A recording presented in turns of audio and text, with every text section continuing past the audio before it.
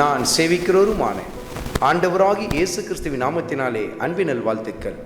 கிறிஸ்து இயேசுவுக்குள் மிகவும் பிரியமான அன்பு சகோதர சகோதரிகளே, பிரசங்கியின் புத்தகத்தில் 10வது அதிகாரத்தில் 6வது வசனத்தின் முதல் பகுதியை குறித்து கொண்டு தியானித்து பாருங்கள். மூடர்கள் மகா உயர்ந்த நிலையிலே வைக்கப்படுகிறார்கள் என்று சொல்லி எழுதப்பட்டிருக்கிறது நீங்கள் பார்க்க முடியும். இது வேடிக்கையானது மாத்திரமல்ல, வேதனையானதும் கூட. மூடத்தனத்தில் நிறைந்திருக்கிறவர்கள் எப்படிப்பட்ட நிலையில் கொண்டு வந்து வைக்கப்படுகிறார்கள்? மகா உயர்ந்த ஸ்தானத்திலே கொண்டு வந்து நிறுத்தப்படுகிறார்கள். அதன் விளைவு என்ன? மூடத்தனம் தான் வெளிப்பட்டு கொண்டிருக்கும். இது நம்ம எல்லா இடங்களிலும் பார்க்கணும் இல்லையா?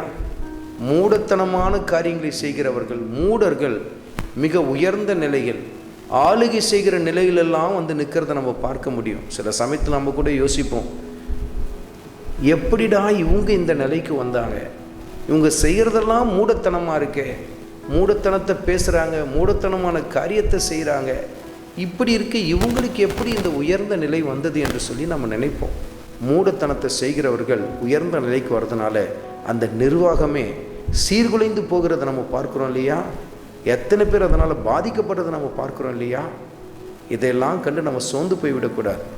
மூடர்கள் நல்ல நிலைக்கு வந்துட்டாங்களே, நாம் இப்படி இருந்து என்ன பிரயோஜனம் என்று சொல்லி சோர்ந்து போய்விடக்கூடாது. தொடர்ந்து ஆண்டவர் இயேசு கிறிஸ்துவுக்கு உண்மையாக நாம் நிற்க வேண்டும். பாருங்கள், வசனத்தில் கர்த்தருடைய ஆவியானவர் இதையெல்லாம் முன்கூட்டி எழுதி வைத்து விட்டார்.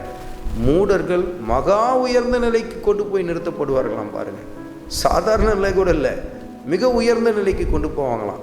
உங்கள் வேலை ஸ்தலத்தில் இப்படிப்பட்ட ஆட்களை நீங்கள் பார்க்கலாம். அதனால் இதை கண்டு சோர்ந்து போய்விடக்கூடாது, மனம் தளர்ந்து போய்விடக்கூடாது. நமக்குள் இருக்க வேண்டிய காரியம் என்ன? நம் ஆண்டவர் எல்லா சமயத்திலும் ஆளுகை செய்து கொண்டிருக்கிறார் என்ற ஆழ்ந்த விசுவாசம் நமக்கு வேண்டும்.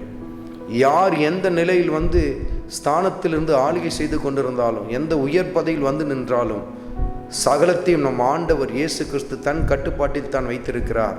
அவர் ராஜாக்களை தள்ளி ராஜாக்களை ஏற்படுத்துகிறவர் என்பதை நம் மனதில் நாம் உணர்ந்து கொள்ள வேண்டும். அதனால் இதெல்லாம் குறித்து கவலைப்பட்டு கலங்கி கொண்டு இருக்கக்கூடாது.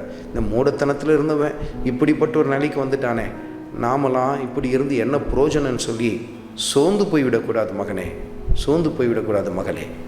எல்லா சமயத்தில் நம்ம ஆண்டவர் இயேசு கிறிஸ்துவுக்கு உண்மை உள்ளவர்களாக இருந்து நம் ஓட்டத்தை ஓடிக்கொண்டே இருக்க வேண்டும். பாருங்கள், மூடர்கள் உயர்ந்த நிலைக்கு வருவதனால நாமும் அப்படிப்பட்ட மூடத்தனத்தை கற்றுக்கொள்ளக்கூடாது.